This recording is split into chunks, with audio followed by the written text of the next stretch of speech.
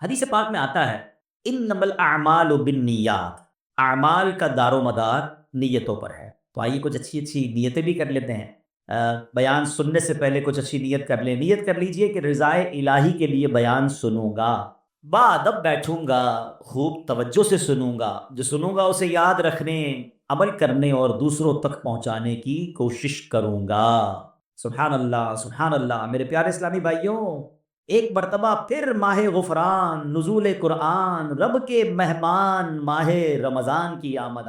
کچھ ہی دن کے بعد یہ اعلان ہوگا، مبارک ہو، ماہ رمضان المبارک کا چاند نظر آ گیا ہے۔ یہ اعلان سنتے ہی انشاءاللہ عاشقان رمضان کے دل خوشی سے جھوم اٹھیں گے، چہروں پر تازگی آ جائے گی، مسجدوں کی رونق بڑھ جائے گی، تراویح کا سلسلہ، فرض نمازیں، کوئی نوافل کی کثرت کر رہا ہوگا، کوئی تلاوت قرآن کا فیض اٹھا رہا ہوگا، سحر و افطار کی رونقیں ہوں گی، روزانہ بعد اثر و بعد تراویح انشاءاللہ عالمی مدنی مرکز فیضان مدینہ میں 2 مدنی مذاکروں کی بھی انشاءاللہ ترکیب ہوگی، اس کی بھی بہاریں ہوں گی۔ سبحان اللہ۔ کیا آپ جانتے ہیں رمضان مبارک کتنا عظیم مہینہ ہے؟ جی ہاں، وہ مہینہ تشریف لا رہا ہے جسے حدیث پاک میں سید الشہور یعنی تمام مہینوں کا سردار کہا گیا۔ وہ مبارک مہینہ آ رہا ہے کہ اس کی پہلی رات سے آسمانوں کے دروازے کھول دیے جائیں گے، پھر آخری رات تک، لاسٹ نائٹ تک وہ دروازے بند نہیں ہوں گے۔ جو اس مہینے میں ایک سجدہ کرے اسے 15 کے لیے 1500 نیکیاں لکھی جاتی ہیں، اور جنت میں سرخ یاقوت کا گھر بنایا جاتا ہے۔ اللہ اکبر۔ سمجھ آ رہی ہے بات؟ ایک سجدے پر 1500 نیکیاں، اور ایک ہی سجدے پر سرخ یاقوت کا جنت میں گھر۔ اب سوچیں جو نفل پڑھتے ہیں، جو پوری تراویح پڑھتے ہیں، ہر سجدے پر کیا کچھ حاصل کر رہے ہیں۔ انہیں سوچنا چاہیے جو تراویح میں سستی کر جاتے ہیں، نوافل میں سستی کرتے ہیں۔ دل پر چوٹ کرنے کے لیے ایک جملہ کہہ دیتا ہوں، باقی پھر آگے چلتے ہیں، کہ اگر یہ کہہ دیا جائے کہ ماہ رمضان میں جو جتنے سجدے کرے گا اسے اتنے 1000 روپے ملیں گے، تو بتائیں کتنے سجدے کریں گے؟ اچھا جناب، جو ماہ رمضان میں پوری تراویح پڑھے گا اسے جناب کورنگی کی ایک بڑی سوسائٹی میں ایک پلاٹ دیا جائے گا، 20 رکعت پوری پڑھے، بندہ کہ 20 کے بعد کہیں کچھ اور بھی پڑھ لیتا ہوں، ایک پورا پلاٹ مل جائے گا ہر سجدے پر۔ کراچی میں نہیں، پاکستان کے پوش ایریا میں نہیں، جنت میں سرخ یاقوت کا گھر دیا جا رہا۔ تو کتنے سجدے کرنے چاہیے رمضان میں؟ وارے نیارے ہو گئے نا، اتنا آسان۔ سبحان اللہ۔ اور سنو، وہ مہینہ آ رہا ہے کہ جو ماہ رمضان کا پہلا روزہ رکھتا ہے اس کے پچھلے گناہ معاف کر دیے جاتے ہیں۔ صبح سے شام تک 70,000 فرشتے اس کے لیے دعائے مغفرت کرتے ہیں۔ آج دنیا میں پتہ ہے ہم کسی بڑے بزرگ شخصیت کو ڈھونڈ رہے ہوتے ہیں، کسی عالم دین سے پیار ہوتا ہے، کسی پیر صاحب سے محبت ہوتی ہے، بندہ کہتا ہے جا کے یار ان سے دعا کروا لوں، میرا کام ہو جائے گا۔ اللہ کے فرشتے، اور وہ بھی کتنے؟ 70,000 صبح سے شام تک روزہ دار کے لیے دعائیں کر رہے ہیں۔ سبحان اللہ۔ جس میں نفل کا ثواب فرض کے برابر، فرض کا ثواب 70 گنا بڑھا دیا جائے گا۔ رمضان مبارک کی جب پہلی رات آتی ہے، اللہ پاک اس امت کی طرف نظر رحمت فرماتا ہے، اور جس پر اللہ نظر رحمت فرمائے اسے کبھی عذاب نہ دے گا۔ اس سے کیا پتہ چل رہا ہے؟ 2-3 باتیں آ گئی ہیں کہ پہلی رات بڑی امپورٹنٹ ہے، آخری رات تو ہے ہی امپورٹنٹ، وہ بعد میں بتاؤں گا، مگر چونکہ ابھی پہلی رات آنے والی ہے نا، first night of Ramzan is very important. آپ نے سنا اس رات ہمیں یہ 2 رکعتیں پڑھنی ہیں، پھر فرمایا اس رات اللہ جس پر نظر رحمت فرمائے گا اس پر کبھی عذاب نہیں ہوگا، اور پھر کیا فرمایا کہ پہلی رات آسمانوں کے دروازے کھول دیے جاتے ہیں۔ سبحان اللہ۔ تو یہ خاص رات ہے، فرمایا اس مبارک مہینے میں بخشش کے پروانے بانٹے جائیں گے۔ کون سا وقت بڑا سینسیٹیو ہے؟ یہ افطار کا وقت ہے نا، یہ بڑا سینسیٹیو ہے، بڑا حساس، بڑا خوبصورت وقت ہے۔ حدیث پاک میں آتا ہے جس کا مضمون ہے ہر روز افطار کے وقت 10 لاکھ گناہگاروں کی بخشش کی جائے گی۔ اور اس مبارک مہینے میں جب جمعہ آئے گا نا، کل بھی جمعہ ہے مگر وہ شعبان کا ہے، انشاءاللہ اللہ رمضان تک ہمیں زندہ رکھے، صحت و عافیت کے ساتھ عطا فرمائے، انشاءاللہ جو اگلا جمعہ ہوگا، اور رمضان میں جتنے جمعے ہوں گے، فرمایا تب تو وارے نیارے ہو جائیں گے جمعرات کی مغرب سے لے کر غروب آفتاب سے جمعے کے غروب آفتاب تک، یہ جو 24 آورز ہیں، یہ جو دن رات ہے، فرمایا ہر گھڑی میں 10 لاکھ گناہگار جہنم سے آزاد کر دیے جاتے ہیں۔ اور وہ بھی کون سے؟ جن پر جہنم واجب ہو چکی تھی، گناہوں کی وجہ سے جن پر جہنم واجب ہو گئی، وہ گناہگار بخشے جائیں گے۔ اللہ اکبر! اب سوچو یہ رمضان کیسا مہینہ ہے، اس کی کتنی خوشی ہونی چاہیے، کتنی پریپریشن ہونی چاہیے۔ افطار کا وقت تو اتنا نازک وقت ہے کہ 10 لاکھ بخشے جا رہے ہیں۔ ہم افطار میں کس کام میں لگے رہتے ہیں بھائی؟ سموسے آگے کے نہیں آئے، پکوڑے آگے کے نہیں آئے، شربت کہاں ہے، دہی بلے کہاں ہے، فلاں چیز کہاں ہے، گھر میں ایک افراتفری مچی ہوتی ہے۔ پلیز ٹرائی ٹو انڈرسٹینڈ، یہ افطار کا وقت مانگنے کا وقت ہے، گر گڑانے کا وقت ہے، آنسو بہانے کا وقت ہے کہ مولا آج 10 لاکھ بخشے جا رہے ہیں، ان بخشے جانے والوں میں میرا بھی نام لکھ دے۔ کاش سارے اپنے گھر والوں کو بھی کہہ دیا کرو کہ چھوڑ دیں کچن کے کام، ہم بیٹھ جائیں، جو ہو گیا تیار ٹھیک ہے، یہ آخری 10-15 منٹ، اور سبحان اللہ کراچی والوں کو تو اور فائدہ یہ ہے کہ عین اسی وقت عالمی مدری مرکز میں ایک عجب سما ہوتا ہے، ایک آنسوؤں کی برسات ہے، ایک دعاؤں کا سلسلہ ہے۔ ہمارا تو ٹائم بھی میچ ہوتا ہے نا، پنجاب والے یا دنیا کے دوسرے ملکوں والوں کا وہ افطار کا وقت نہیں ہوتا، ہمارا تو ایگزیکٹ افطار کا وقت وہی ہوتا ہے۔ کیا ہی اچھا ہو کہ باپ بھی بیٹھا ہو، ماں بھی بیٹھی ہو، بچے بھی بیٹھے ہوں اور ہاتھ اٹھے ہوئے ہو، اللہ کی بارگاہ میں التجائے ہو، اے اللہ ہمارا گھرانہ تیرے دربار میں حاضر ہے، اے اللہ افطار کا وقت ہے، 10 لاکھ بخشے جائیں گے، اس بخشے جانے والوں میں ہماری فیملی کا، ہمارے گھر بار کا نام لکھ دے۔ تو اے میرے اسلامی بھائیوں، پردے میرے جو مجھے انٹرنیٹ پر اسلامی بہنیں سن رہی ہیں، بعد میں سنیں، کچھ ایسا انتظام گھر میں کریں کہ 10-15-20 منٹ پہلے اب سارے کاموں سے فارغ ہو جائیں، اب دعاؤں میں گزاریں۔ افطار کا وقت، افطار سے پہلے بھی دعا کریں، مگر جو خاص مقبولیت کی گھڑیاں ہیں وہ عین افطار کے بعد ہیں۔ افطار میں لگ جاتے ہیں ہم، کوئی کھجور کھا لی، پانی پی لیا، دوبارہ ہاتھ اٹھائیں، دوبارہ مانگیں، یہ وقت ہے مانگنے کا، یہ قبولیت کی گھڑیاں ہیں۔ اللہ کرے کہ ہم ان لمحات کو پراپر انداز میں، صحیح انداز میں گزارنے میں کامیاب ہو جائیں۔ کیا خوبصورت اشعار لکھے گئے کہ واہ کیا بات ہے ماہ رمضان کی، واہ کیا بات ماہ رمضان کی، واہ کیا بات ماہ رمضان کی، آیا رمضان آ گیا رمضان، واہ کیا کیا ماہ رمضان کی، جان رمضان پر میری تے قربان، واہ کیا پاک ماہ رمضان کی، فضل رب سے سرا گیا رمضان، لوٹو رمضان کا لوٹ لو ویزا، واہ کیا پاک ماہ رمضان دی۔ انشاءاللہ وہ بھی آنے والا ہے۔ اپنے دل میں خوشی داخل کیجئے، پریپریشن کیجئے، تیاری کیجئے۔ آپ کے گھر پہ جیسا مہمان آتا ہے آپ ویسی تیاری کرتے ہیں نا، کوئی دور کا مہمان، نارمل مہمان، آپ نارمل سی تیاری کرتے ہیں، اسپیشل مہمان آپ اسپیشل تیاری کرتے ہیں۔ کچھ مہمان ایسے ہوتے ہیں جن کے آنے کے لیے انتظار ہوتا ہے، یقین نہیں آتا وہ ہمارے گھر آ رہے ہیں، بندہ گھر بھی سجاتا ہے، صفائی بھی کرتا ہے، خوشبو بھی لگاتا ہے، اچھے اچھے کھانے بناتا ہے، مہمان کی تیاری ہے نا۔ تو رمضان یہ رب کی طرف سے ہمارے لیے مہمان آ رہا ہے، ہماری بخشش کروانے آ رہا ہے۔ ہمیں اپنے آپ کو سجانا ہے، اپنے کردار کو سجانا ہے۔ اپنی صحت کا بھی اس لیے خیال رکھو کہ میں اب ایسے الٹے سیدھے کھانے نہ کھاؤں رمضان سے پہلے۔ پتہ ہے جس کی شادی ہونے والی ہوتی ہے تو دولہے کو لوگ کہتے ہیں بھائی ذرا خیال رکھنا، شادی والے دن ہی بیمار مت ہو جانا ہے، 1 ہفتہ پہلے سے احتیاط کرواتے ہیں، زیادہ سفر نہیں کرواتے، زیادہ تھکن والا کام نہیں کرواتے۔ تو کیا ہی اچھا ہو کہ ماہ رمضان سے پہلے ہم اپنی صحت کا خیال رکھیں، تھوڑا سا ریسٹ کریں۔ مجھے روزے رکھنے ہیں، مجھے انشاءاللہ تراویاں پڑھنی ہیں، اپنے کام کاج کو موڈیفائی کریں۔ آپ بہت بیزی رہتے کاروبار میں، نوکری میں، تو کوشش کریں کہ کوئی ایسی ترتیب بنائیں کہ میرا کچھ کام کم ہو جائے تاکہ میں روزے رکھ سکوں، میں عبادت کر سکوں۔ ساری زندگی پڑی ہے کام کرنے کے لیے، لیکن عجیب بات پتہ ہے کیا ہے؟ اس وقت 2 قسم کی تیاریاں ہو رہی ہیں۔ ہوں گے کچھ نیک لوگ جو انشاءاللہ عبادت کی تیاریاں، تلاوت کی تیاریاں، خوب روزے، تراویح اور اس کے بارے میں سوچ رہے ہوں گے، مگر کچھ لوگ وہ ہیں جو اس وقت اسٹاک جمع کر رہے ہوں گے، کاروبار کیسے چمکانا ہے، کون سی آئٹم کا ریٹ بڑھ جائے گا، وہ کاروباری لوگ پیسے کمانے کی تیاری کر رہے ہوں گے۔ کچھ گھر والے وہ ہوں گے جو یہ سوچ رہے ہوں گے بھئی رمضان میں پکانا کیا ہے، کھانا کیا ہے، کون سی آئٹم لینی ہے۔ رمضان کھانے پینے کے لیے نہیں آتا۔ اچھا ویسے بڑی عجیب بات ہے، ذرا سوچیں آپ کہ ماہ رمضان میں ہم روزے رکھتے ہیں، لاجیکلی تو سمجھ یہ آتا ہے کہ ہمارا وزن ٹھیک تھوڑا کم ہو جانا چاہیے، ہم تھوڑے سمارٹ ہو جائیں، مگر کئی لوگ وہ ہیں جن کے رمضان میں وزن بڑھ جاتا ہے۔ کیوں بھائی؟ اس لیے کہ سحری میں زیادہ کھاتے ہیں، پورا دن روزہ رکھنا ہے، رات زیادہ اس لیے کھاتے ہیں کہ پورا دن روزہ رکھا تھا، پھر 2 بار اور کھاتے ہیں کہ کل پھر روزہ رکھنا ہے. تو عام دنوں میں 2 بار کھاتے ہیں، رمضان میں 4-5 بار کھاتے ہیں. اور وہ کھاتے ہیں جو نہیں کھانا چاہیے. پورا سال جو چیز نہیں کھاتے وہ رمضان میں کھاتے ہیں، پھر موٹے ہو جاتے ہیں، طبیعت خراب ہو جاتی ہے، گلے خراب ہو جاتے ہیں. نہیں، ماہ رمضان تو کم کھانے کا مہینہ ہے، فریش ہونے کا مہینہ ہے.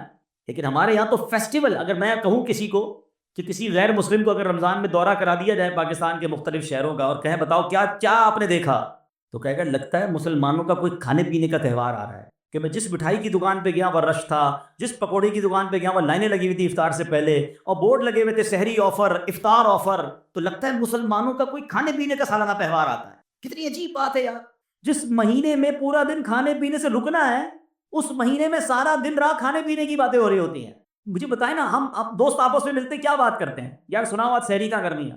اچھا بھائی افطار کہاں کرنا ہے؟ رات کدھر چلنا ہے کھانے کے لیے؟ ارے بھائی یہ بات کون کرے گا؟ تراویح کدھر پڑھنی ہے آج؟ تلاوت کدھر کرنی ہے؟ تہجد کہاں پڑھنی ہے؟ علم دین کی محفل کدھر سجی ہوئی ہے؟ ذکر و اذکار میں آج بیٹھ کے کدھر کرنا ہے؟ آج مل کے اللہ کی بارگاہ میں گر گڑا کر دعائیں کہاں کرنی؟ یہ گفتگو کیوں نہیں ہوتی؟ ماہ رمضان تو نیکیوں کا اجر بڑھا دیا گیا، مگر دماغ میں ایک ہی بات گھوم رہی ہوتی ہے، یا دوسری آج کل کھیل کود شروع ہو گیا رمضان میں. ایسا نہ کریں. ماہ رمضان کے کیسے کیسے فضائل ہیں ذرا سنیے گا. معراج شریف کی روایات میں ہے، معراج کے دولہ مکی مدنی مصطفیٰ صلی اللہ تعالی علیہ وسلم نے سدرۃ المنتہا کے قریب ایک فرشتہ دیکھا. آپ فرماتے لم ار مثلہ، لم ارا مثلہ، یعنی ایسا نرالا فرشتہ میں نے کبھی نہیں دیکھا. نبی پاک فرما رہے ہیں. تو آپ فرماتے ہیں کہ میں نے ایسا نرالا فرشتہ تو کبھی نہیں دیکھا تھا. یہ جب تسبیح کرتا تھا تو اس کی ایسی خوبصورت آواز تھی کہ اس آواز سے عرش بھی جھوم اٹھتا تھا. میں نے جبریل سے پوچھا ایو خلقی ھذا، اے جبریل یہ کون سی مخلوق ہے؟ عرض کی حضور یہ ایک فرشتہ ہے جو حضرت آدم علیہ السلام سے 2000 سال پہلے پیدا کیا گیا تھا. میں نے پوچھا اس سے پہلے یہ کہاں تھا؟ عرض کیا اللہ پاک نے عرش کے نیچے جنت میں جگہ بنائی ہے، یہ وہیں ہوتا ہے. حضور آج آپ کے دیدار کے لیے حاضر ہوا ہے. کیا شان ہے میرے آقا کی. ہر کوئی فدا ہے بن دیکھے، دیدار کا عالم کیا ہوگا. ارے فرشتہ بھی میرے آقا کے دیدار کا تمنائی ہے. جبریل امین کہتے حضور آج آپ کے دیدار کے لیے حاضر ہوا ہے. مکی مدنی سلطان صلی اللہ تعالی علیہ وسلم فرماتے ہیں کہ اب نبی پاک علیہ الصلوۃ والسلام نے اس فرشتے سے ایک بڑا کمال کا سوال کیا. ذرا سنیے گا، آپ کا ایمان تازہ ہو جائے گا. پیارے آقا علیہ الصلوۃ والسلام نے اس فرشتے کو سلام کیا تو وہ تسبیح میں مصروف تھا، اللہ پاک کی تسبیح میں مصروف تھا، اسے سلام سنائی نہ دیا. اب جبریل امین نے اسے کہا ھذا محمد صلی اللہ علیہ وسلم، یہ محبوب خدا جناب رسول اللہ صلی اللہ علیہ وسلم ہے. جب اس نے سنا تو خوشی سے اپنے 2 سبز پر پھیلائے. یہ اتنے بڑے پر تھے جنہوں نے آسمانوں اور زمین کو گھیر لیا. اب اس نے مجھے نبی پاک فرماتے مجھ سے گلے ملنے کی سعادت حاصل کی، ادب سے بوسہ بھی دیا. پھر عرض کی یا رسول اللہ صلی اللہ علیہ وسلم آپ کے لیے گڈ نیوز ہے، آپ کے لیے خوشخبری ہے کہ اللہ پاک نے آپ کی ماہ رمضان کے صدقے آپ کی امت کی بخشش فرما دی. اس فرشتے نے نبی پاک کو خوشخبری عطا عرض کی کہ حضور آپ کی امت کو اللہ نے ماہ رمضان کے صدقے بخش دیا ہے. سبحان اللہ. نبی ہاشمی صلی اللہ علیہ وسلم مزید فرماتے ہیں اس فرشتے کے سامنے 2 صندوق رکھے ہوئے تھے جن پر ہزاروں تالے لگائے ہوئے تھے. میں نے پوچھا ان صندوقوں میں کیا ہے؟ اس فرشتے نے عرض کی ان صندوقوں میں آپ کی امت کے روزہ داروں کے لیے جہنم سے آزادی کے پروانے ہیں. ہائے ہائے، ہماری آمد ہماری مغفرت کا انتظام پہلے ہی رب نے فرما دیا ہے. کاش ہم ماہ رمضان کے قدردار بن جائیں. اے گناہ گاروں تمہاری سمجھ لو بات بن آئی ہے، آسیوں کی مغفرت کا لے کر آیا ہے پیام. جھوم جاؤ مجرموں رمضان ماہ غفران ہے. بھائیوں بہنوں کرو سب نیکیوں پر نیکیاں، پڑ گئے دوزخ پہ تالے قید میں شیطان ہے. اللہ اکبر. تو اے میرے پیارے اسلامی بھائیوں یہ اس قدر مبارک مہینہ ہے کہ اللہ کریم اس مہینے میں رحمتوں اور برکتوں کے دروازے کھول دیتا ہے. اس مہینے میں مغفرتوں کے انتظام ہو گئے ہیں. اللہ کرے کہ ہم ماہ رمضان کی قدر کرنے والے بن جائیں. رب عز و جل قرآن مجید میں اس ماہ مبارک کے بارے میں فرماتا ہے. ماہ رمضان کی آپ اہمیت کا اندازہ اس بات سے بھی لگائیں کہ پورے قرآن میں صرف ایک ہی مہینے کا ذکر ہے، اور وہ مہینہ کون سا ہے؟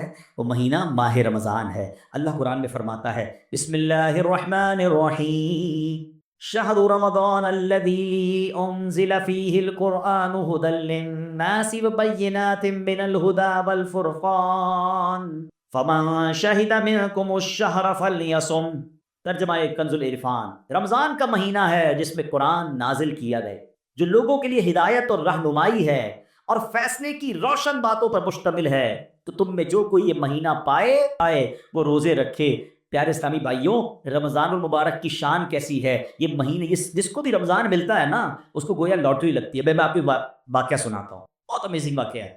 پیارے آقا علیہ الصلوۃ والسلام کی بارگاہ میں حضرت بہت اچھے بڑے صحابی ہیں، بلند مرتبہ صحابی ہیں، حضرت طلحہ بن عبید اللہ رضی اللہ تعالیٰ عنہ جہاد میں گئے اور شہید ہو گئے، اور 1 سال بعد دوسرے جو صحابی تھے ان کا بھی انتقال ہو گیا۔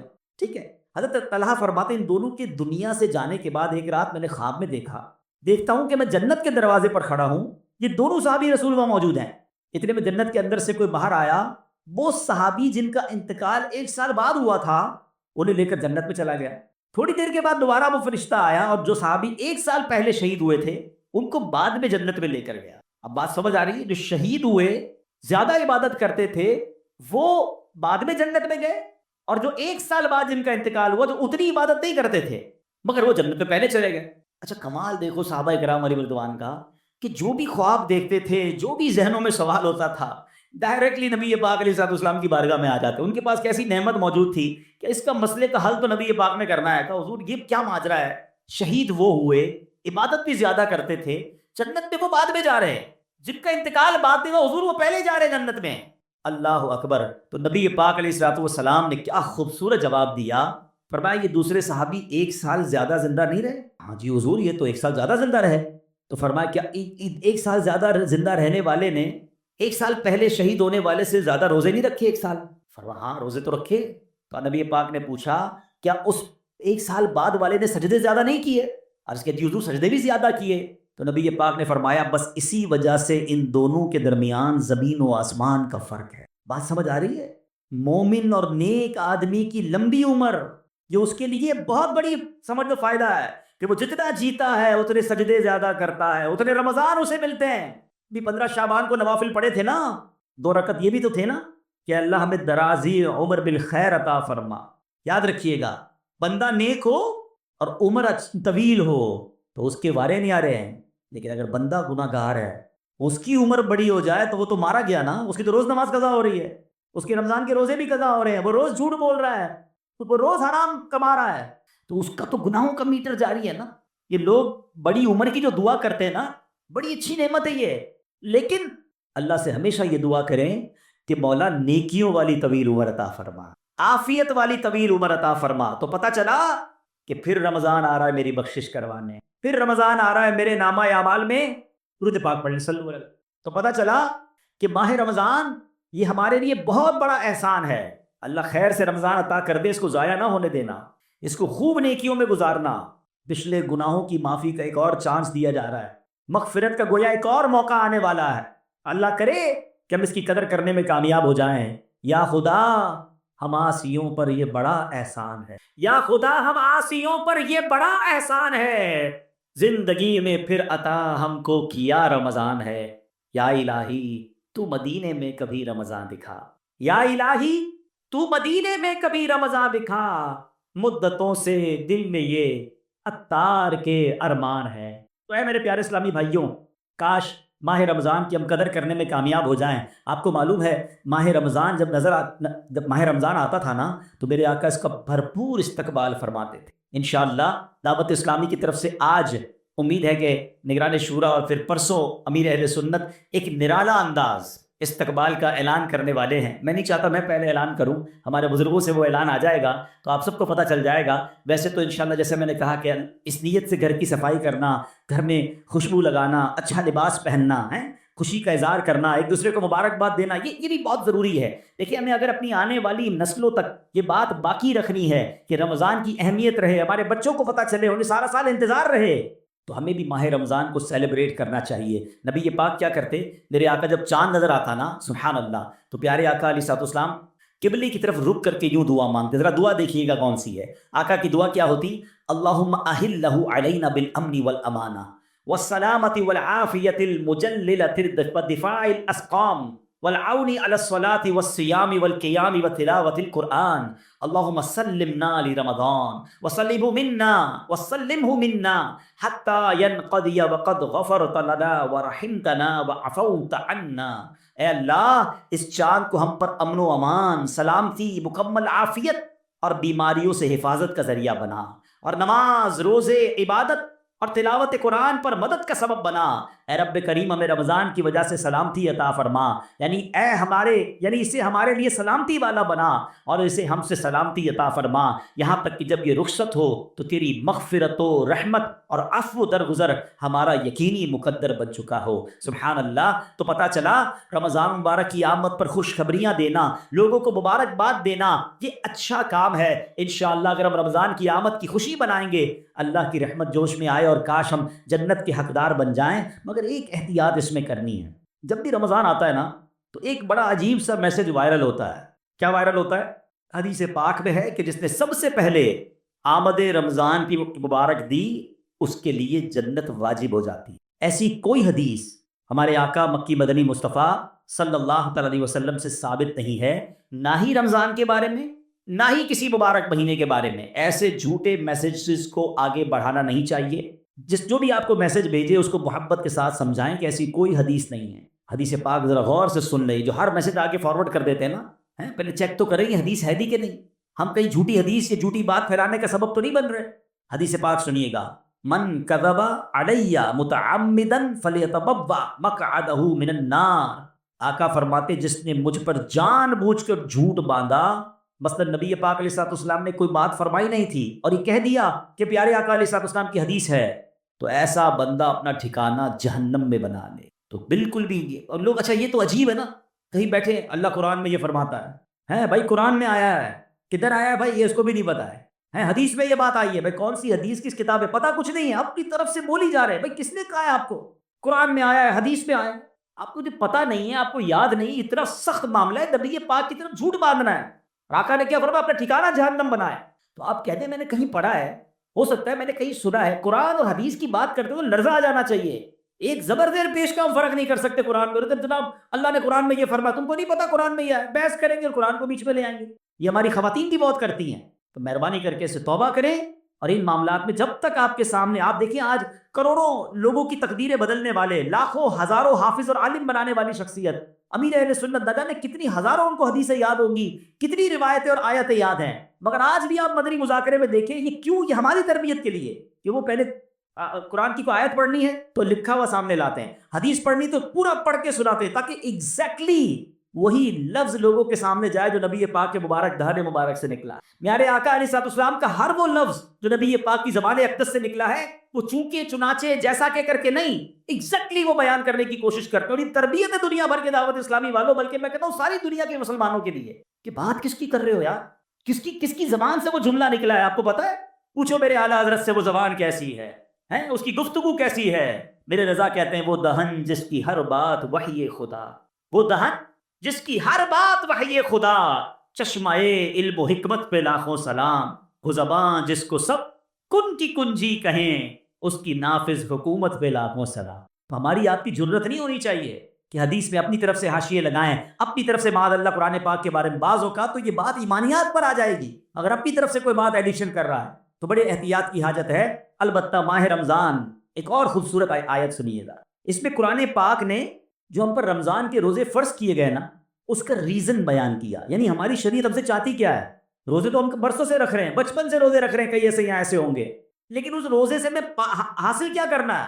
قرآن کیا فرماتا ہے سنو، اللہ قرآن میں فرماتا ہے یا ایھا الذین آمنوا کتب علیکم الصیام کما کتب علی الذین من قبلکم، اے ایمان والو تم پر روزے فرض کیے گئے جیسے تم سے پہلے لوگوں پر فرض کیے گئے تھے، مگر آگے ریزن بتایا گیا کیوں کیے گئے، لعلکم تتقون، قرآن کہتا ہے تاکہ تم پرہیزگار بن جاؤ۔ آج سمجھ لیں، میں اس موضوع کو تھوڑا اور مزید ڈیفائن کروں گا کہ روزے فرض ہونے کی وجہ قرآن نے کیا بیان کی، لعلکم تتقون، تاکہ تم پرہیزگاری اختیار کرو، تم پرہیزگار بن جاؤ۔ اس آیت کریمہ میں جو روزے کی اعلیٰ ترین حکمت اور بہت بڑا فائدہ بیان کیا گیا، ایکچولی اس میں چھپا ہوا ہے لعلکم تتقون، تاکہ تم پرہیزگار بن جاؤ۔ اے میرے پیارے اسلامی بھائیوں، پتہ چلا کہ مبارک مہینہ ہے جس میں ہمیں تقویٰ حاصل کرنا ہے۔ آپ نے علماء کرام کا بیان سنا ہوگا، بعض علماء کہتے ہیں الحمدللہ رب العالمین والعاقبۃ للمتقین، اس کا معنی پتہ ہے؟ ہائے ہائے، یقین کریں کبھی کبھی خطبہ ہی ہلا دیتا ہے، یہ جملہ اگر سمجھ آ جائے نا کہ تمام تعریفیں اس رب کے لیے ہیں جو عالمین کا رب ہے.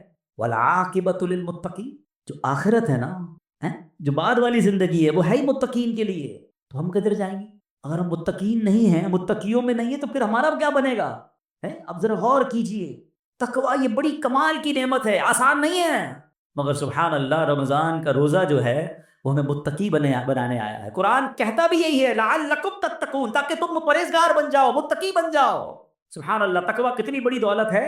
حضرت ابو سعید خدری رضی اللہ تعالیٰ عنہ سے روایت ہے، رسول اکرم نور مجسم شفیع معظم صلی اللہ علیہ وسلم نے ایک صحابی کو نصیحت کرتے ہوئے فرمایا، علیک بتقوی اللہ فانہ جماع کل خیر، تم پر تقویٰ لازم ہے کہ بے شک تقویٰ تمام بھلائیوں کا مجموعہ ہے. تمام بھلائیوں کا کمبینیشن کیا ہے؟ وہ تقویٰ ہے. حجت الاسلام امام محمد غزالی فرماتے ہیں، اے عزیز، تجھے جاننا چاہیے کہ تقویٰ ایک نایاب خزانہ ہے. اگر تم اس خزانے کو حاصل کرنے میں کامیاب ہو گئے تو تم بہت بڑی کامیابی حاصل کر لو گے. یوں سمجھو کہ دنیا اور آخرت کی تمام بھلائیاں تقویٰ میں جمع کر دی گئی ہیں. اور وہ تقویٰ کیسے ملے گا؟ وہ روزے سے ملتا ہے. اگر بندہ صحیح معنوں میں روزہ رکھ لے تو انشاءاللہ وہ تقویٰ اختیار کر لے گا. تو اے میرے پیارے اسلامی بھائیوں، اب ذرا غور کیجئے. ایکچولی رمضان کو نئی زندگی پانے کا مہینہ قرار دیا گیا، نشاط ثانیہ. یہ بڑی کمال کی بات سنیے گا. شاید آپ کو حیرانی ہوگی کہ صوفیہ کرام کے مطابق انسان 2 مرتبہ پیدا ہوتا ہے. ہر انسان، صوفیہ کرام کہتے ہیں، 2 مرتبہ پیدا ہوتا ہے. پہلی ولادت تو وہ مشہور ہے، جب ہم دنیا میں آئے، کوئی 30 سال پہلے آیا، کوئی 40 سال، ڈیٹ آف برتھ ڈے بناتے ہیں نا، وہ تو پہلی ولادت ہے. فرمایا دوسری ولادت وہ ہوتی ہے کہ جب بندہ دل کی پاکیزگی حاصل کر لیتا ہے، جب بندہ باطنی بیماریوں سے، حرص، لالچ، ہوس، دنیا کی محبت، تکبر، خود پسندی سے اپنے آپ کو پاک کر لیتا ہے. یہ اس کی دوسری ولادت ہوتی ہے. یعنی زندگی میں ایک موقع ملتا ہے بدلنے کا، ٹرن اراؤنڈ ہونے کا، اپنے آپ کو سدھارنے کا، سچی توبہ کرنے کا. ایک بار پھر رمضان آ رہا ہے، آؤ دوبارہ جی لیتے ہیں، آؤ دوبارہ بدل جاتے ہیں، آؤ اپنے رب سے دوستی کر لیتے ہیں. جو زندگی گزری ہمیں سب کو معلوم ہے کیسی گزری، کیوں نہ یہ رمضان نشاط ثانیہ کا اپنے آپ کو بدلنے کا مہینہ بنا دیں. اللہ نے پھر موقع دے دیا ہے. اے میرے پیارے اسلامی بھائیو، اس بات کو اس طرح سمجھیے، ایک بزرگ بڑی عمر کے تھے، ان کی عمر 60 یا 70 سال تھی، بال بھی سفید تھے. کسی نے کہا حضور آپ کی عمر کتنی ہے؟ کہتے 4 سال. حضور کیوں مذاق کر رہے ہیں؟ اتنی بڑی عمر ہے آپ کے، تو اپنے پوتے پوتیاں ہوں گی، آپ کہہ رہے ہیں 4 سال عمر ہے. کہتے ہیں بات یہ ہے کہ عمر تو بہت زیادہ ہے، بس توبہ کیے ہوئے 4 سال ہی ہوئے، اللہ سے دوستی کیے ہوئے 4 ہی سال ہوئے ہیں، باقی زندگی تو کھیلوں میں، گناہوں میں گزار دی. اب آپ سنبھالیں تو کام اپنے سنور جائے، ہم نے تو کمائی سبھی کھیلوں میں گوائی. پتہ نہیں ہم کب بدلیں گے، کب وہ زندگی پھر حاصل کریں گے. ورنہ زندگی کیسے گزر رہی ہے، ہم میں سے بہت سارے اچھی طرح جانتے ہیں کہ صبح ہوتی ہے، شام ہوتی ہے، زندگی یوں ہی تمام ہوتی ہے. کبھی کبھی تو ڈر لگتا ہے یار کہ زندگی بڑھ رہی ہے، ہمارے گناہ بڑھ رہے ہیں، نیکیاں بڑھ رہی ہیں. کبھی سوچے تو صحیح، کوئی بیلنس شیٹ تو بناؤ کہ ہر گزرنے والا دن ہم اپنی موت کے قریب ہو رہے ہیں. یہ جو برتھ ڈے پر خوشی مناتے ہیں ان کو سوچنا چاہیے. میں نہیں کہتا ناجائز ہے، لیکن جس کی 20 سال کا ہو گیا، 25 سال، 30 سال، آپ سمجھ رہے ہیں آپ آگے بڑھ رہے ہیں، آپ موت کے قریب ہو رہے ہیں. ایک زندگی کا سال کم ہو رہا ہے، ہر گزرنے والا دن ہم قبر کے قریب ہو رہے ہیں. عقل کیا کہتی ہے کہ جو قبر کے جتنا قریب ہوتا جائے اسے نیکیاں اور بڑھانی چاہیے. مگر ہمارا تو ماجرا ہی الگ ہے. اعلیٰ حضرت کہتے ہیں نا، نفس یہ کیا ظلم ہے، جب دیکھو تازہ جرم ہے. نفس یہ کیا ظلم ہے، جب دیکھو تازہ جرم ہے. نہ تو وہاں کے سر پہ اتنا بوجھ بھاری، وہاں روز جرم، روز گناہ، روز خطائیں، ہمارا بنے گا کیا؟ تو کتنی کمال کی بات بزرگ نے کہی کہ میری عمر تو 4 سال ہے، کیونکہ اس سے پہلے والی زندگی تو میں شمار ہی نہیں کرتا ہوں. توبہ کی ہے، نمازیں شروع کر دی ہیں، اللہ کو راضی کرنے والے کام شروع کیے، یہی میری اصل زندگی ہے. تو اے میرے پیارے اسلامی بھائیوں، کاش ہمیں یہ بات سمجھ آ جائے اور ہم توبہ کرنے والے بن جائیں. اللہ پاک کے نبی حضرت عیسیٰ علیہ نبینا علیہ السلام کا فرمان ہے، لن یلج ملکوت السماوات من لم یولد مرتین، یعنی جو بندہ 2 مرتبہ پیدا نہیں ہوتا وہ آسمانی بادشاہت میں داخل نہیں ہو سکتا. یہ بزرگوں کے اقوال ملتے ہیں کہ دوسری زندگی کب ملی تمہیں؟ توبہ کے بعد والی زندگی، اللہ سے دوستی والی زندگی. اے شراب پینے والو، اے نماز قضا کرنے والو، اے حرام کام کرنے والو، اے چھپ چھپ کر گناہ کرنے والو، اے چوری کرنے والو، اے ڈاکہ ڈالنے والو، اے ماں باپ کو ستانے والو، کب تک گناہ کرو گے؟ آؤ وہ مہینہ آ رہا ہے جس مہینے میں ہمیں رب سے دوستی کرنی ہے، جس مہینے میں ہمارے دشمن، ارے ہمیں بہکاتا کون ہے؟ ابلیس تھا، شیطان. اسی شیطان کو تو رمضان میں بند کر دیا جاتا ہے. کتنا ہمارے لیے کام آسان ہو گیا، اب بہکانے والا ہی بند ہے. اب تو توبہ کر لو، اب تو رب سے دوستی کر لو، اب تو اپنی لائف کو ریوائیو کر کے نشاط ثانیہ ایک نئی زندگی حاصل کر لو کہ چلو اس رمضان سے پہلے والی زندگی دوسری، اور اب زندگی الگ ہے. اب اللہ کی رضا والی زندگی، اب سجدوں والی، اب نماز والی، اب حلال والی زندگی ہوگی. آپ نے 2 صحابی کے واقعات سنے، 1 سال زندہ رہے زیادہ، وہ شہید سے آگے بڑھ گئے کیونکہ وہ 1 سال انہوں نے سجدوں میں، نمازوں میں، روزوں میں گزارا. ہمارا ہر سال ہمارے نہ جانے کتنے گناہوں میں اضافہ کرتا ہو. ہمیں یہ غور کرنا چاہیے، کاش اب زندگی کو بدلنے میں کامیاب ہو جائیں. حدیث پاک میں فرمایا ان لکل شیء بابا وان باب العبادۃ الصیام، بے شک ہر چیز کا دروازہ ہوتا ہے اور روزہ عبادت کا دروازہ ہے. تو ہے میرے پیارے اسلامی بھائیوں، کاش اب روزے کی اہمیت کو سمجھیں. ہمارا ایک اور بڑا پرابلم ہے، ہم نے روزے کا نام بس بھوکا پیاسا رہنے کو سمجھ لیا ہے. لوگ جناب ہمارے یہاں تو ایسے بھی لوگ پائے جاتے ہیں، بات آپ کو عجیب لگے گی. میں بہت چھوٹا تھا، ہمارے علاقے میں جو لوگ ساری رات جاگتے ہیں، ایک صاحب کے بارے میں کسی نے عذرائے مذاق کہا کہ یہ صاحب بھونپو روزہ رکھتے ہیں. میں نے کہا یہ کون سا روزہ ہوتا ہے؟ ہم جب چھوٹے تھے اب تو پتہ ہی وہ سائرن بجتے ہیں، بھونپو کہتے تھے اس کو، سحری کا سائرن تو افطار کا سائرن. میں نے یہ کون سا روزہ ہے؟ ساری رات جاگتے ہیں، سحری کر کے سو جاتے ہیں اور اب افطار میں جا کے اٹھتے ہیں. نہ ظہر پڑی نہ عصر پڑی، مغرب کا بھی پتہ نہیں، یہ کون سا روزہ ہے؟ صرف جب بھوکا پیاسا ہی رہنا ہے. فلمیں ڈرامے دیکھ رہے ہیں لوگ، موبائل پہ گیمز چل رہی ہیں، میوزک چل رہا ہے. ہم کیوں رمضان کی نہیں سمجھ رہے؟ روزہ کس چیز کا نام ہے؟ دیکھو یہ کیسے بندے کو پلٹا دیتا ہے اگر صدق کے دل کے ساتھ روزہ رکھا جائے. حضرت شیخ ابوبکر شبلی کا واقعہ سنیے گا، 30ویں صدی کے بزرگ ہیں. کہتے ہیں اپنی زندگی کا ایک حیرت انگیز واقعہ بیان کیا آپ نے. ایک مرتبہ ایک قافلے کے ساتھ میں ملک کے شام جا رہا تھا، تو کہتے ہیں کہ راستے میں اچانک ڈاکوؤں کی جماعت نے ہمارے قافلے پر اٹیک کیا اور قافلے والوں کا ساز و سامان لوٹ کر اپنے سردار کے سامنے ڈھیر کر دیا. جانچ پڑتال کرنے لگے، ایک شخص کے سامان سے بہت ساری شکر اور بادام نکلے. ڈاکو تو ڈاکو ہوتے ہیں، انہوں نے جناب کہا چلو مال بھی ملا اور پیسے کھانا بھی ملا، تو سب نے شکر اور بادام کھانا شروع کر دی. مگر میں نے دیکھا کہ ڈاکو کا سردار کھا نہیں رہا کچھ. شیخ ابوبکر شبلی کہتے ہیں بھائی تم کیوں نہیں کھا رہے؟ لوٹ تو لیا ہے، سب کھا رہے، تم خاموش ہو. تو کہتا ہے میرا روزہ ہے. شیخ ابوبکر شبلی کہتے ہیں کہ ایک طرف تو لوگوں کا مال لوٹ رہے ہو، لوگوں سے پیسے لوٹ رہے ہو، اور تم روزہ بھی رکھے ہوئے، یہ کیا بات ہوئی؟ تو کیا کہتے ہیں وہ ڈاکو کا سردار کہتا ہے کہ اللہ پاک سے صلح کے لیے کوئی راہ بھی تو باقی رکھنی چاہیے نا. مجھے پتا ہے میں غلط کر رہا ہوں، مگر رب کو راضی کرنے کے لیے کوئی راستہ تو باقی رکھو نا. اللہ اکبر. وہ کہتے ہیں مجھے تو، شیخ ابوبکر شبلی کہتے ہیں میں تو بات بھول گیا، مگر کچھ عرصے کے بعد میں نے مکہ مکرمہ میں اسی ڈاکوؤں کے سردار کو دیکھا. اس کے چہرے پر عبادت کا نور تھا، مجاہدات کی وجہ سے اس کا جسم کمزور پڑ چکا تھا، وہ احرام باندھے طواف کعبہ میں مصروف تھا. اسی حالت میں دیکھ کر مجھے ایک بار پھر حیرت ہوئی. میں نے ان سے پوچھا تم وہی نہیں جو ڈاکوؤں کے سردار تھے؟ کہتے ہاں بات یہ ہے کہ میں وہی ہوں، اور سنیے اسی روزے نے میری اللہ پاک سے صلح کروا دی ہے. یہ روزہ عبادت کا دروازہ ہے، اس کی اہمیت کو سمجھنا ہے. روزہ رکھ کر جو لوگ گناہ کر رہے ہیں، رمضان کی راتوں میں جو گناہ کر رہے ہیں، خدا نہ ایسا نہ کریں. اور آئیے گناہوں بھری زندگی سے ہمیں اپنے آپ کو بدلنا ہے. صحابی رسول حضرت جابر بن عبداللہ کا کمال کا فرمان ہے. میں نے خود زندگی میں پہلی بار یہ جو جملہ پڑھا، لیکن کیا کمال کی بات آپ فرماتے ہیں. آپ فرماتے لا تجعل یوم صومک و یوم فطرک سواء، فرماتے تمہارے روزے کا دن اور بغیر روزے کا دن ان دونوں کو ایک جیسا مت رکھو. بات بڑی پتے کی ہے. تم بغیر روزے کے جیسے ہوتے ہو، روزے میں بھی ویسے ہی ہو.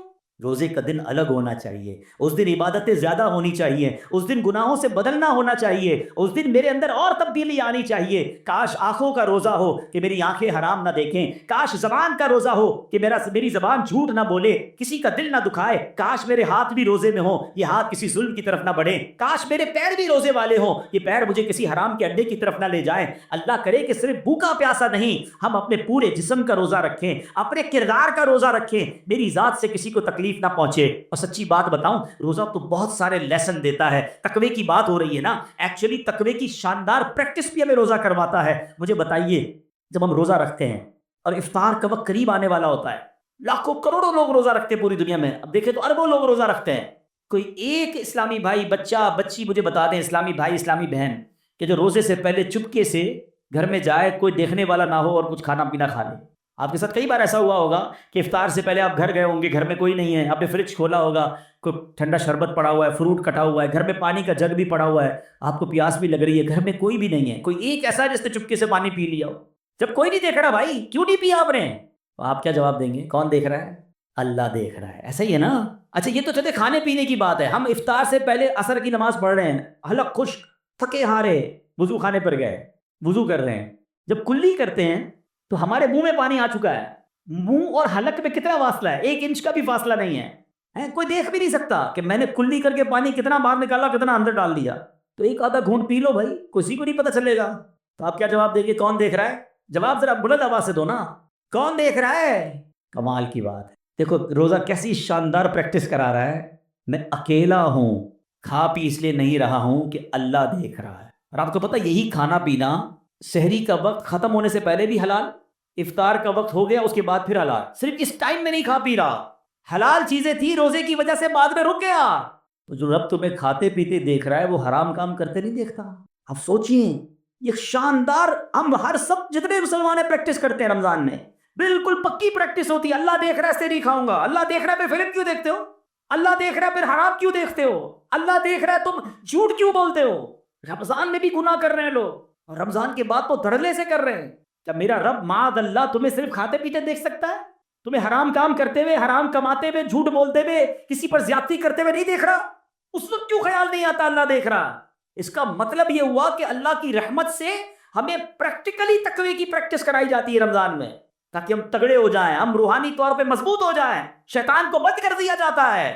جیسی شیطان آزاد ہوتا ہے, جو مسجد صبح و شام بھری رہتی ہے وہ خالی ہو جاتی ہے جناب. پھر غلط گناہوں کے کام شروع ہو جاتے ہیں. کیوں؟ ارے ہماری تو پریکٹس کروائی گئی رمضان میں کہ رمضان کے بعد بھی مضبوط رہیں. آئیں اس بار ایسی پکی سچی نیت کر لو کہ انشاءاللہ رمضان کا بھی انتظار نہیں کریں گے.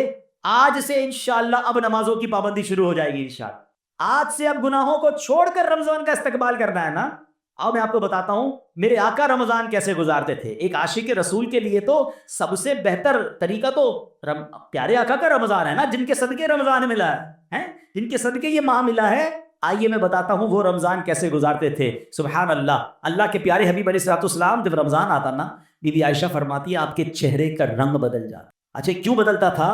کہ خوف خدا, کہ کہیں رمضان میں حق کے بندگی ادا کرنے میں کوئی کمی نہ رہ جائے. یہ کس کی بات ہو رہی ہے؟ محبوب رب العالمین جناب رسول اللہ صلی اللہ تعالی علیہ وسلم, آپ کا رنگ بدل جاتا. کیا کبھی ایسا ہوا کہ رمضان میں ہمارے چہرے کا رنگ بدلے, ہم ڈر جائیں کہ یا اللہ رمضان تو مل گیا, کہیں اس کا ادب کر سکوں گا کہ نہیں؟ ٹینشن ہی کسی کو نہیں ہے, فکر ہی کوئی نہیں ہے. نبی پاک کا یہ انداز تھا. پھر پیارے آقا علیہ الصلوۃ والسلام, اچھا پھر جو رمضان کی بے حرمتی کرتے ہیں نا, جو رمضان کی راتوں میں گناہ کرتے ہیں, ماذ اللہ رمضان کی قدر نہیں کرتے, وہ بھی ذرا ایک واقعہ سن لیں. علامہ ابن جوزی رحمۃ اللہ تعالی لکھتے ہیں اللہ پاک کے آخری نبی رسول مقبول علیہ الصلوۃ والسلام نے فرمایا میرے پاس جبریل امین حاضر ہوئے. عرض کی یا رسول اللہ صلی اللہ تعالی علیہ وسلم, قیامت میں ایک نوجوان کو لایا جائے گا, وہ غمگین ہوگا, رو رہا ہوگا, فرشتے اس کو لوہے کے گرزوں یعنی آئرن راڈ سے اسے ہانک رہے ہوں گے. وہ نوجوان 1000 سال تک الامان الامان پکارتا رہے گا, لیکن اس کو امان نہیں دی جائے گی. پھر اس نوجوان کو 1000 سال کے بعد رب قہار کی بارگاہ میں پیش کیا جائے گا. اللہ پاک فرشتوں کو حکم دے گا کہ اسے منہ کے بل جہنم میں ڈال دو. جبریل امین کا بیان سن کر رسول اکرم صلی اللہ تعالی علیہ وسلم نے فرمایا اے جبریل یہ کون ہوگا؟ عرض کیا حضور وہ آپ کا ایک امتی ہوگا. فرمایا اس کا گناہ کیا ہوگا؟ اس کا گناہ کیا ہوگا؟ عرض کی یا رسول اللہ صلی اللہ تعالی علیہ وسلم یہ وہ بدنصیب ہے جس کی زندگی میں رمضان المبارک تو تشریف لایا مگر توبہ و استغفار کی بجائے ماہ رمضان کو اس نے گناہوں میں گزار دی. رمضان میں گناہ نہیں کرنے, یہ بات سمجھ لو. آج میرے پیارے اسلامی بھائیوں بات بڑی سمجھنے والی ہے. مجھے ایک بات بتائیں, کوئی کہیں بھی گناہ کرے, گناہ ہوتا ہے, غلط ہے, مگر کوئی مکہ پاک میں جا کے گناہ کرے, حدود حرم میں جا کے گناہ کرے, ایک گناہ 1,00,000 گناہ کے برابر ہو جاتا ہے, سزا زیادہ ہو جاتی ہے. آپ کی مسجد کے باہر روڈ پہ کھڑے ہو کے معاذ اللہ کوئی گالی نکالے حرام, لیکن مسجد کے اندر آ کر نکالے, آپ کیا کہیں گے؟ خدا کا خوف کرو اللہ کے گھر میں.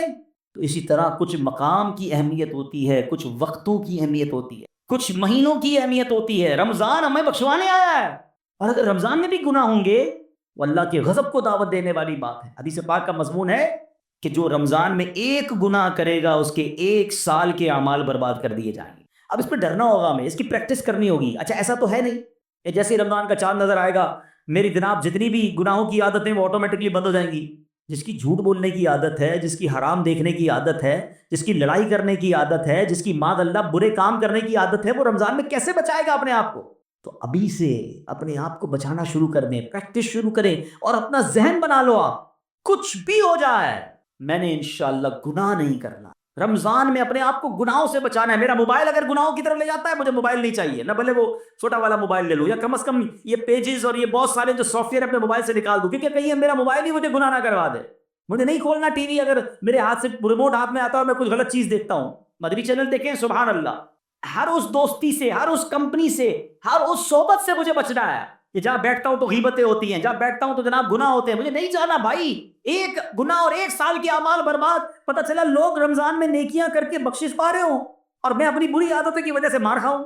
یہ بہت سخت عذاب ہے۔ دیکھیں، آپ نے سنا نا کہ 1000 سال تک وہ الامان الامان پکارتا رہے گا، مگر اس کی پکار نہیں سنی جائے گی۔ ایک اور واقعہ آپ نے سنا ہوگا، امیر اہل سنت نے فیضان رمضان میں لکھا کہ مولا علی شیر خدا کرم اللہ تعالی وجہ الکریم نے ایک مردے کے حالات دیکھے، اسے آگ میں جلایا جا رہا تھا، وہ پکارنے لگا، اے علی مجھے بچائیے، میری سفارش کیجئے۔ مولا علی شیر خدا ہیں، اللہ کی بارگاہ میں عرض کرتے ہیں مولا اس کو بخش دے۔ ارشاد ہوتا ہے اے علی تو آپ اس کی سفارش نہ کریں۔ کہ یا اللہ کیا وجہ ہے؟ کہ یہ وہ شخص ہے جو رمضان میں روزے تو رکھتا تھا مگر رمضان کی رات گناہوں سے باز نہیں آتا تھا۔ مولا علی کو سفارش سے روک دیا گیا۔ بہرحال آپ سوچیں، تو روزے رکھ کر گناہ کرنے والے کا حال ہے، جو روزہ ہی نہیں رکھتا اس کا کیا ہوگا؟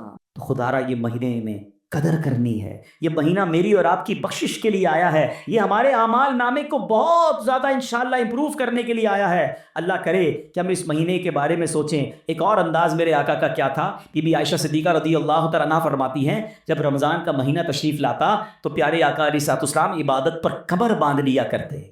نبی پاک عبادت تو ویسے بھی بڑی فرمایا کرتے تھے، مگر رمضان میں اسپیشل میرے آقا علیہ الصلوۃ والسلام اور زیادہ عبادت کرتے، نوافل بڑھا دیتے، ذکر و اذکار بڑھا دیتے، دعائیں بڑھا دیتے۔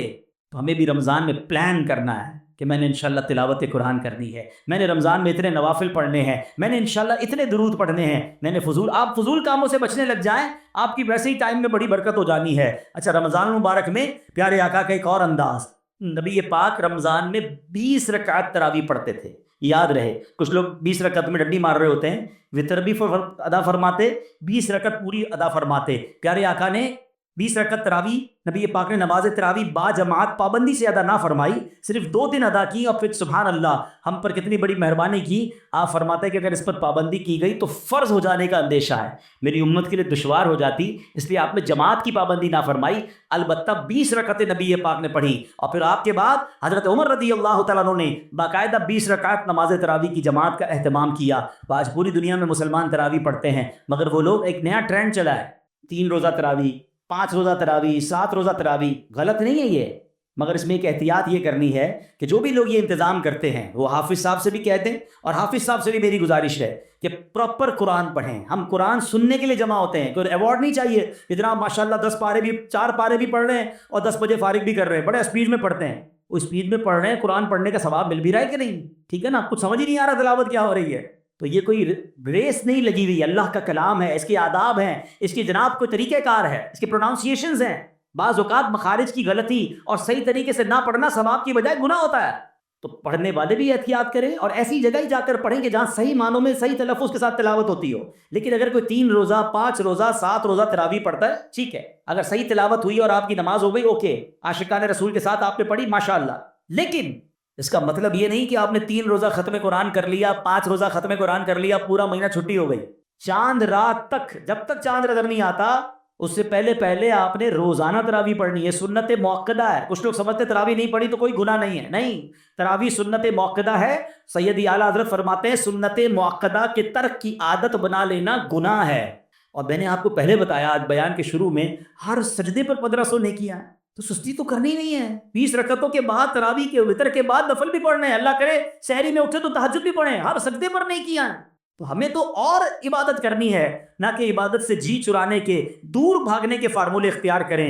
نبی پاک کا ایک اور بڑا پیارا انداز، میرے آقا جب جبریل امین پیارے آقا کے پاس آتے نا، تو نبی پاک جبریل امین کے ساتھ قرآن کا دور فرمایا کرتے۔ ہائے ہائے، ہم میں سے بہت سارے وہ لوگ تلاوت کرتے ہیں، اچھی بات ہے، مگر یہ دور والی سنت بھی عمل ہونی چاہیے. دو دوست بیٹھ جائیں, میں پہلے آپ کو قرآن سناتا ہوں, پھر آپ سنائیں, اللہ کرے زبانی یاد ہو تو زبانی سنائیں, ورنہ پڑھ کے سنا دیں. گھر میں میاں بیوی کر سکتے ہیں, باپ بیٹا کر سکتے ہیں, بھائی بہن, پردے کے جو بھی معاملات فیملی کے وہ دیکھ کر اگر گھر میں بھی اپنے ساتھ بیٹھ کر دور کریں اور یاد کریں وہ کیسا منظر ہوگا جب جبریل امین اور نبی پاک قرآن کا دور فرمایا کرتے. اور ایک خاص کام نبی پاک کا یہ ہوتا کہ رمضان میں, ویسے تو میرے آقا سے بڑھ کر سخی کون ہے, مگر رمضان میں میرے آقا خوب سخاوت فرماتے, ہر آنے والے کو عطا فرماتے. راوی لکھتے ہیں ایسی سخاوت ہوتی کہ جیسے تیز آندھی چلتی ہے اس سے زیادہ نبی پاک کی سخاوت جو ہے وہ جاری رہتی. تو ہمیں بھی چاہیے کہ ماہ رمضان میں ہم سخاوت کریں, اپنے دسترخوان کو بھی وسیع کریں, اور لوگوں تک بھی جناب جو مسلمان پریشان ہیں ان تک جناب آپ مدد پہنچائیں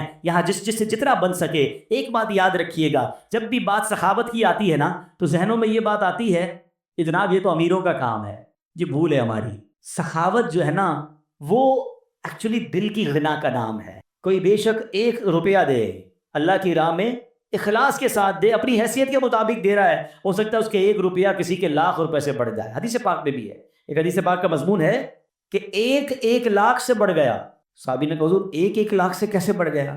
تو کچھ اس طرح ارشاد فرمایا کہ ایک شخص آیا جس کے پاس 2 دینار تھے یا 2 درہم تھے, اس نے وہ 1 اللہ کی راہ میں دے دیا, اور ایک آیا جس کے پاس لاکھوں تھے, وہ لاکھوں میں سے اس نے 1 لاکھ دیا. تو بتائے نا زیادہ بڑا سخی کون ہوا ہے؟ 2 میں سے 1 دے دیا, 50% دے دیا, تو اصل سخی تو وہ ہوا. تو اللہ کی بارگاہ میں دل دیکھا جاتا ہے. یہ نہ دیکھو میں کتنی کوانٹٹی دے رہا ہوں, مگر آپ یہ سوچ لو کہ اپنی حیثیت کے مطابق میں نے سخاوت کرنی ہے. اور ویسے ہی لوگ بڑے پریشان ہیں, یہ دن ہے سخاوت کرنے کے. کسی کا دسترخوان اچھا کر دیں, کسی کی جناب افطاری سحری اچھی کر دیں, کسی کے بچوں کی عید اچھی کر دیں. ہمارا ایک اور بڑا پرابلم ہے کہ بعض اوقات ہم روڈ پر مانگنے والوں کو تو بہت کچھ دے رہے ہوتے ہیں, لیکن گھروں میں لوگ بڑے پریشان ہیں. تو ہمیں سفید پوش لوگوں کو تلاش کر کے, اچھا اب یہ بھی جب کہتا ہوں تو لوگ کہتے ہیں یار سفید پوش کہاں سے ملیں گے؟ بھائی آج کے دور میں جس کی آمدنی 40-50 ہزار سے کم ہے وہ پریشان ہی ہے, وہ ہینڈ ٹو ماؤتھ ہے, اس کا پورا نہیں ہو رہا. اللہ نے اگر کسی کو نوازا ہے تو بن مانگے. ایک بڑا عجیب انداز بھی آج ہو گیا ہے, بھائی کوئی ضرورت ہو تو مانگ لینا ہے. کہاں سے مانگے گا جس نے ساری زندگی جمعے کی نماز پڑھ کے خود ہی کچھ نہ کچھ چندہ دیا تھا, اب اس کے پیسے کم ہو گئے ہیں, وہ کیسے مانگے گا؟ کبھی مانگا ہی نہیں اس نے. آپ کیوں کسی کو مانگنے پر مجبور کر رہے ہیں کہ مجھ سے مانگ لینا میں دے دوں گا؟ نہیں, مجھے اور آپ کو رب بن مانگے دے رہا ہے. ہم لوگوں کو کہہ رہے ہیں ہم سے مانگے. ہم خود دیکھ لینا ہمارے ملازمین میں, ہمارے پڑوسیوں میں, ہمارے رشتہ داروں میں جو اس لیول کے لوگ ہیں, اور اگر اللہ نے آپ کو دیا ہے تو بن مانگے دینے کی عادت ڈالیں. خوشی خوشی ان کے گھر پہ سامان بھجوا دیں, راشن بھجوا دیں, کیش بھجوا دیں. ان کے چہرے پہ مسکراہٹ آپ دیکھیے گا. کبھی زندگی میں وہ نہیں مانگیں گے, وہ قرضہ لے لیں گے, مگر کبھی کسی سے مانگیں گے نہیں, کیونکہ مانگنا ان کو کبھی آیا ہی نہیں. اللہ ان کو کبھی مانگنے کی نوبت میں نہ لائے, اللہ ہمیں بھی نہ لائے. اللہ سے ہم دعا کرتے ہیں کہ اے مولا ساری زندگی دینے والا بنائی رکھنا, کبھی مانگنے کی نوبت نہ آئے. اللہ ہاتھ اوپر والا عطا فرما, کبھی پھیلانے والا ہاتھ عطا نہ فرما. اللہ کے آگے ہاتھ پھیلائیں گے, اللہ کبھی مخلوق کے سامنے یہ نوبت نہ لائے. لیکن ہمیں بھی یہ خیال رکھنا چاہیے کہ جن کو اللہ نے نوازا ہے وہ اپنے مسلمان بھائیوں کی خیر خواہی کریں. تو بہرحال میرے پیارے اسلامی بھائیوں, باتیں تو بڑی ہوئی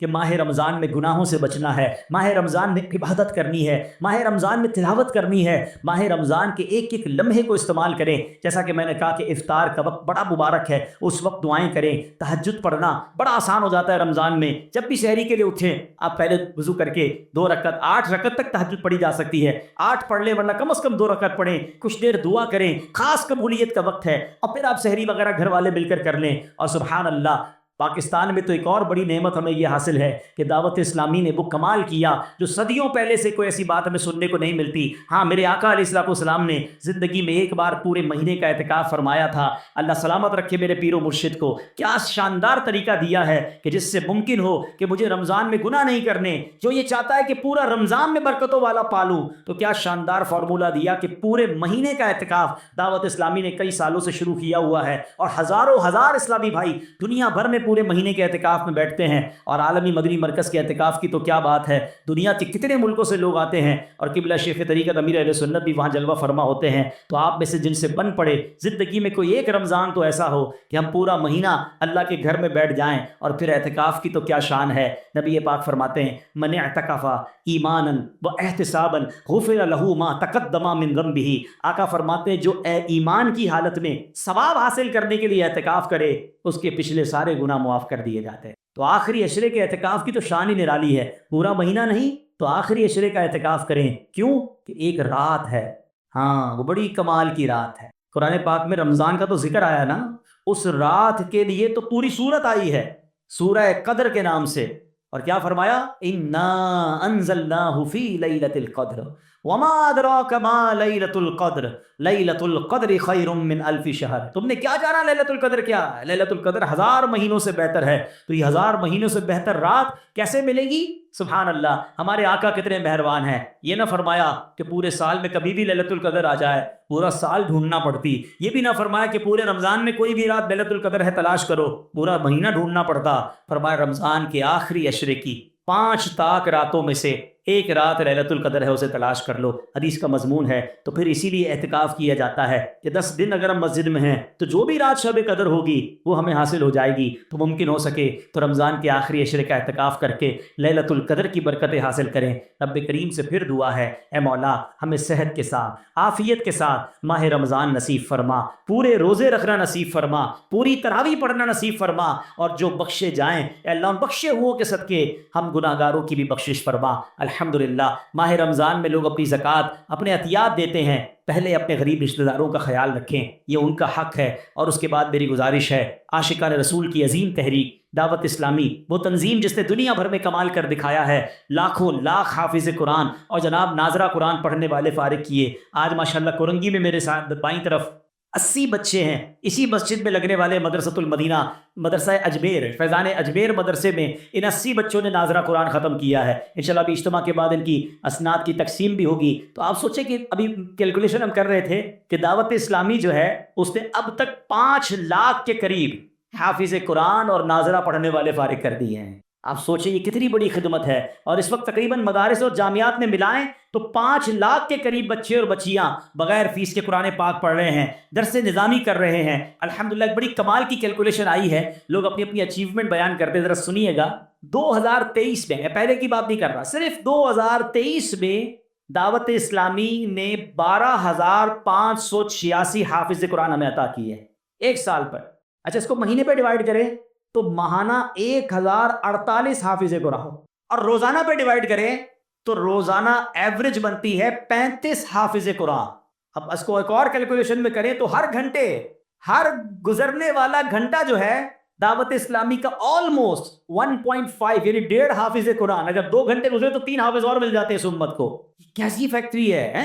لوگ اسی طرح حساب کرتے ہیں نا اپنی فیکٹری کا کہ میری پروڈکشن اتنی ہے، مہینے کے اتنے کنٹینر، تو روز کا اتنا، اور جناب گھنٹے کا اتنا۔ آپ یہ بتائیں ثواب کی کیسی فیکٹری دعوت اسلامی نے لگا دی ہے کہ روزانہ 35 حافظ قرآن۔ یہ 2023 کی بات ہے، 2024 میں یہ اور بڑھ جائے گا انشاءاللہ۔ تو یہ صرف حافظ قرآن کی بات ہو رہی ہے، علماء بن رہے ہیں، مساجدیں بن رہی ہیں، اور جناب schools Islamic English medium school بن رہے ہیں، اسلام آباد میں یونیورسٹی بن چکی ہے، اور آگے چلے تو الحمدللہ میڈیا کے ذریعے جو کام ہو رہا ہے، کس بندے کے ہاتھ میں موبائل نہیں ہے تو کون سا سوشل میڈیا کا پلیٹ فارم ہے جو دعوت اسلامی نہیں ہے؟ الحمدللہ 5 کروڑ سے زیادہ فالوورز تک نیکی کی دعوت اسلامی پہنچا رہی ہے، اور سبحان اللہ مختلف زبانوں میں 45 سے زیادہ زبانوں میں کتابیں ٹرانسلیٹ ہو رہی ہیں تاکہ دنیا بھر کے لوگوں تک اسلام کی دعوت پہنچائی جائے۔ ہزاروں غیر مسلم مسلمان ہو رہے ہیں دینی کاموں کی بات کے ساتھ۔ جب ویلفیئر کی کام بات کرتے ہیں تو میں سمجھتا ہوں دنیا میں اتنی بڑی ویلفیئر آرگنائزیشن کہاں آپ کو ملے گی، اور کتنے لوگ ان کے ساتھ وابستہ ہیں کہ جب اعلان ہوتا ہے کہ خون کی ضرورت ہے تو 60,000 سے زیادہ خون کی بوتلیں دے دی جاتی ہیں۔ جب اعلان ہوتا ہے کہ سیلاب زدگان پریشان ہیں تو جناب اب تک 6,000 گھر آلموسٹ بن گئے، اور پھر ہزاروں گھروں کی تعمیر جاری ہے، اربوں روپے کی امداد ہے، ترکیہ ہو، شام کا زلزلہ ہو، فلسطین کے مسلمانوں کی مدد ہو۔ الحمدللہ دعوت اسلامی کا شعبہ FGRF آپ کو ہر جگہ خدمت کرتا ہوا نظر آتا ہے۔ تو ایسی تحریک جو ہمیں حافظ بھی دیتی ہو، عالم بھی دیتی ہو، امام بھی دیتی ہو، امت کو رہنما بھی دیتی ہو، اور جب وقت پڑے تو خون بھی دیتی ہو، مشکل وقت آ جائے تو غریب مسلمانوں کی امداد بھی کرتی ہو، مصیبت زدوں کی امداد کرتی ہو، تو ایسی تحریک کا ہم کیوں نہ ساتھ دیں؟ سچی بات تو یہ ہے کہ ہمارے پیسوں کا نصیب جاگتا ہے، ہمارے پیسوں کا بھاگ جاگتا ہے کہ ہمارے پیسے اتنے بڑے عظیم کام میں لگ جائیں۔ تو نہ صرف رضا مسجد میں موجود عاشقان رسول، دنیا بھر کے وہ اسلامی بھائی جو مجھے اس وقت لائیو سوشل میڈیا پہ سن رہے ہیں یا بعد میں اس بیان کو دیکھیں، خدا را اپنی دعوت اسلامی کا دل کھول کر ساتھ دیں، اپنی آخرت کا اس پہ آپ سمجھے کہ سامان کر رہے ہوں گے کہ نہ جانے میرے پیسوں سے کوئی حافظ بن گیا، کوئی عالم بن گیا، جناب کسی دکھیارے مسلمان کی مدد ہو گئی، اور قیامت کے دن وہی میری مغفرت کا ذریعہ بن گیا۔ تو اپنی زکوٰۃ میں، اپنے عطیات میں، رمضان میں جو عید کا فطرہ دیں، ان تمام چیزوں میں دعوت اسلامی کو ضرور آپ نے اس کو کنسیڈر کرنا ہے، اس کا ساتھ دینا ہے۔ اللہ کریم سے دعا ہے کہ رب کریم ہمیں اپنی دعوت اسلامی کا دل کھول کر ساتھ دینے کی توفیق عطا فرمائے۔